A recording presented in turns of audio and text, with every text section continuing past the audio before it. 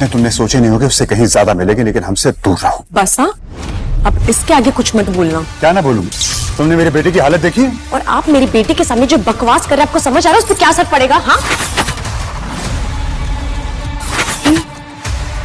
मेरे साथ साथ में छोटी सी वो कहाँ चली गई? अपने रोहित समझ नहीं पा रहा था कि ये सब अनिका का दिखावा था या सचमुच उसकी बच्ची खोई थी।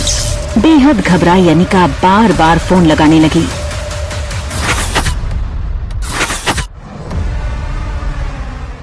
आर्यन टॉप फ्लोर पर अपने कमरे का दरवाजा नॉक करने लगा। कुछ देर बाद जब सनी ने दरवाजा खोला तो आर्यन को बाहर देखकर वो यकीन नहीं कर पाया। उसे डर था कहीं रोहित ने आर्यन को कमरे के बाहर देख लिया तो आर्यन के साथ साथ उसकी भी खैर नहीं। फोन मुझसे छिन गया ना तो तुम्हें मैं नहीं छोड़ूंगा। डैड ने मुझे नहीं देखा, मैं सीधे से फर्स्ट फ्लोर पे आ गया, फिर लिफ्ट से सीधा यहाँ। पर तुम गए कहाँ थे? पिज्जा खाने। मम्मा मैं वॉशरूम में हूँ। रिया की इतनी बात सुनकर अनिका की जान में जान आई।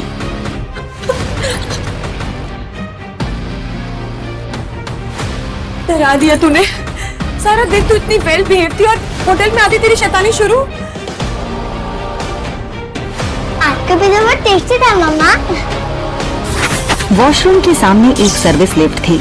अनिका नहीं चाहती थी कि मेन लिफ्ट के सामने रिसेप्शन के पास खड़ा रोहित रिया के सामने फिर वो सब बोले जो उसने अभी अभी कहा था।